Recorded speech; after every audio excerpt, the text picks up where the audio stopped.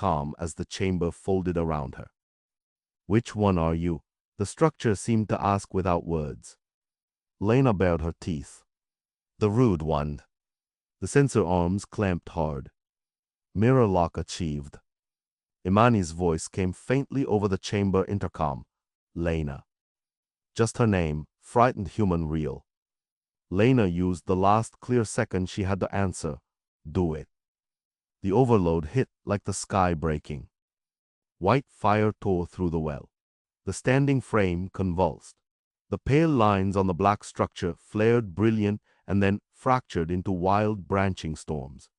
Every voice in Lena's head screamed at once, then snapped sideways into silence so sudden it felt like falling. The chamber floor bucked. Somewhere above, heavy supports began to fail. Lena tore free of the sensor arms, one wrist leaving skin behind on a hot metal edge. The elevator cage had jammed halfway up. No time for it. She hauled herself onto the maintenance ladder built into the well wall and climbed through smoke, half blind and choking. At the top, Imani seized her under the shoulders and dragged her clear, as the control ring exploded in a shower of white ceramic and sparks. The whole platform lurched toward the abyss. "Move," Lena gasped. They ran. The bridge behind them folded section by section into the dark. Spray geysered upward as collapsed metal hit the water below. Catwalk lights flashed from red to black. Across the cavern, drilling towers cracked at their joints and pitched sideways like dying giants. Imani was limping now, one leg not working right. Lena hooked an arm around her and pulled. Behind them, from somewhere impossible, her own voice roared through the failing chamber. Not pleading, not warning. Laughing. Lena did not turn around. They reached the floodgate ramp just as the first collapse wave hit the lower tunnels. Air punched up the shaft in a freezing blast. Sirens awakened all through the station, this time real and simple and almost comforting in their honesty. Structural breach. Cavern integrity failure. Evacuate immediately. Nice of them to get clear at the end, Lena said, coughing. Imani pointed weakly toward an auxiliary route branching off the main spiral. Service tram. If it still runs, it can cut 20 minutes. If it does, then we die efficiently. Great partnership. The tram platform waited in darkness under a skin of frost. Lena slammed the power restart with the heel of her hand. Nothing happened. Then the speaker above the platform crackled. "You missed this one before." Her own voice.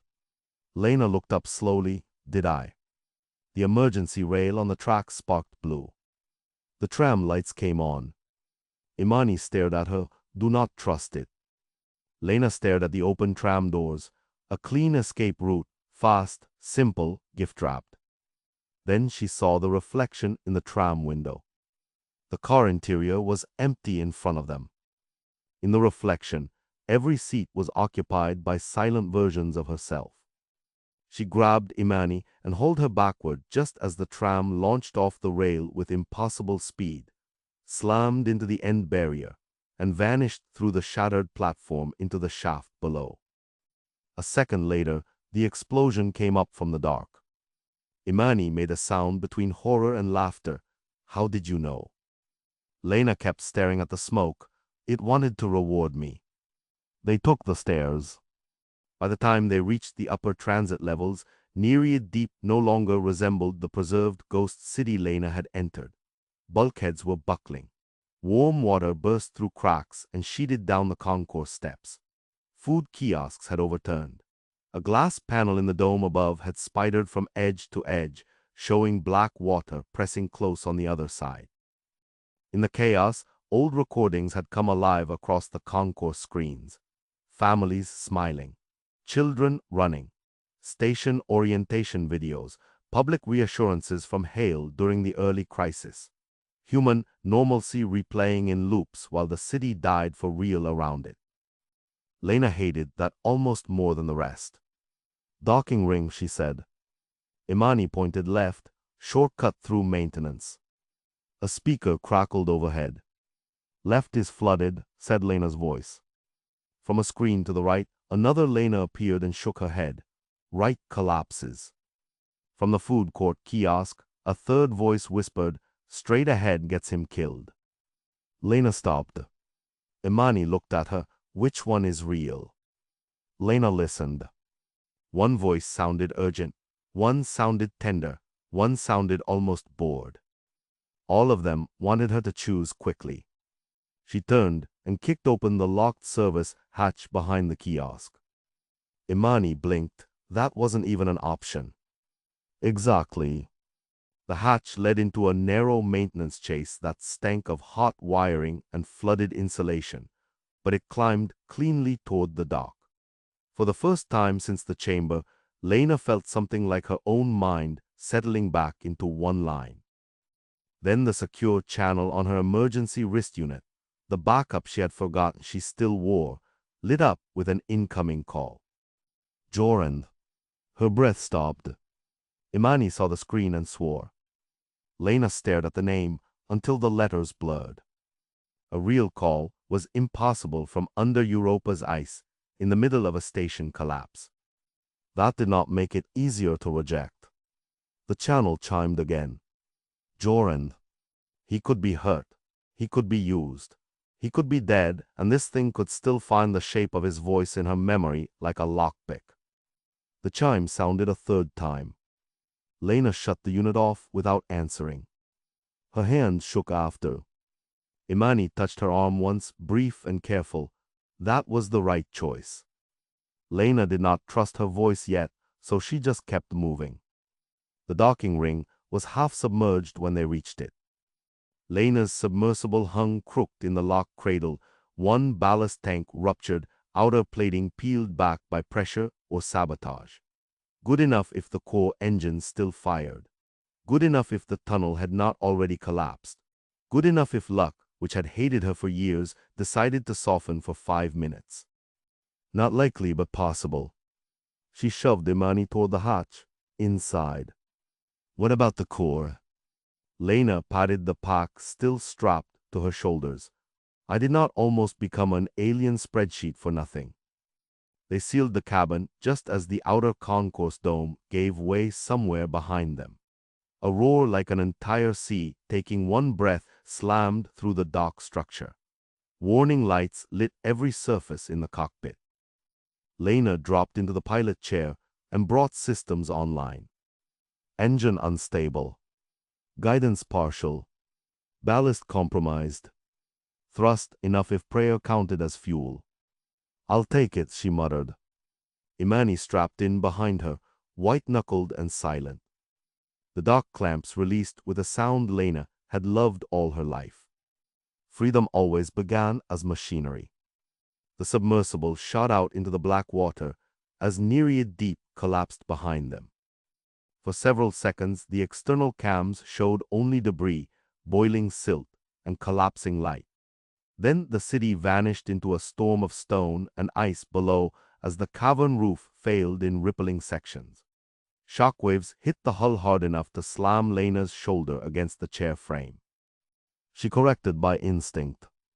Up, angle starboard, avoid the debris plume, keep the nose stable. Something huge moved in the far darkness below the sinking station. Not clearly seen, not shaped well enough to name. A curve of pale light in black water. Then it was gone. Lena did not mention it. The ascent through Europa's buried ocean should have taken almost 2 hours. The damaged ballast and collapsing tunnel network turned it into a blind sprint through pressure canyons and falling ice. More than once, Lena had to knife the submersible through gaps only barely wider than the hull while alarms screamed around her. Behind them, seismic detonations from the chamber collapse chased through the water in dull thuds. Halfway up, a patrol transponder pinged on long range. Then another. Then 3 more. Military traffic converging on the coordinates. The client would know it too. Can you still access the comm burst? Imani asked. Lena nodded once, eyes on the climbing depth numbers. Then send the files now. The files are poison. Exactly. Lena saw the angle instantly. If the client wanted monopoly, publicity was a weapon. Release enough corrupted truth to make secrecy impossible, not enough to rebuild the chamber, enough to light every government sensor in the outer system. She grinned despite the pain in her head. I'm starting to like you. Poor timing. Lena keyed the emergency burst transmitter and loaded the synchronized history fragment with every sponsor header, procurement trail, and station identifier she could find. Then, she sent it system-wide on open scientific emergency bands. The data would spread like blood in water. By the time the client tried to stop it, every curious military analyst, corporate scavenger, and frightened bureaucrat in range would have a copy. A new channel request flashed instantly. Unknown source. Then text only. You have made a historic mistake. Lena sent back one word. Good. She blocked the channel. They broke through the underside of Europa's ice shelf into the waiting shaft above and rose toward docking traffic like something surfacing from a bad dream. Patrol lights cut through the meltwater chamber overhead in hard white cones. Civilian haulers scattered. An unmarked sleek ship with too many antennae turned away the moment Lena's broadcast authentication tags began getting queried by military nets. The client running. That felt nice. Very little else did. Medical crews met them at the orbital transfer platform above the ice. Lena remembered almost none of it clearly afterward. Hands under her arms, bright lights, Imani arguing with someone about quarantine, a medic asking her the year twice, her own answer coming slow as if the number had to cross distance before it reached her mouth. She slept for 18 hours under sedation and woke with Europa still behind her eyes. The recovery station orbiting above the moon smelled like antiseptic, hot plastic, and coffee someone had burned 3 decks away. Lena sat on the edge of the medical bunk, staring at her bandaged wrist while a public affairs feed on the wall tried very hard to call Nereid deep an industrial collapse under investigation. Imani stood by the viewing port in station scrubs, watching transport traffic. They'll bury as much as they can, she said. Sure, they may succeed. Lena shrugged, only until the next leak. Imani looked at her reflection in the port glass. You really sent enough to ruin him. I sent enough to make him share his panic. That earned the first real smile Lena had seen from her. It changed her face more than Lena expected. For a while they stood in silence. Then Imani said, I found the debt transfer record. Lena turned. Imani held out a tablet. On it were frozen financial logs pulled from the sponsor traffic hidden in the synchronized core. Shell companies, proxy accounts. A clean chain leading from the client consortium to the purchase of one labor debt on Ganymede. Joran Voss. And below it, secondary leverage packages marked pending. Others. Maybe more people like her, maybe future candidates. Lena took the tablet carefully, as if it might bite. Can this free him? She asked. It can ruin people who prefer not to be ruined. Lena breathed out, that sounds like yes. It sounds like leverage. Same thing in the outer system. Within 4 days, she had Joran's release confirmation. The message came through on an official labor arbitration channel so polite it made her suspicious on sight. Contract dispute resolved. Transfer suspended. Subject released pending review. Pending review would usually mean another cage in nicer clothes. This time it meant someone richer and meaner than the labor office had decided the file was not worth keeping open. Joran's live call arrived an hour later. He looked thinner, older around the eyes, still stubborn enough to smile first. Hey, he said. That one word almost broke her. Hey, she managed. You look terrible. You look employed by worse people than usual. He laughed, then stopped when he saw her not laughing.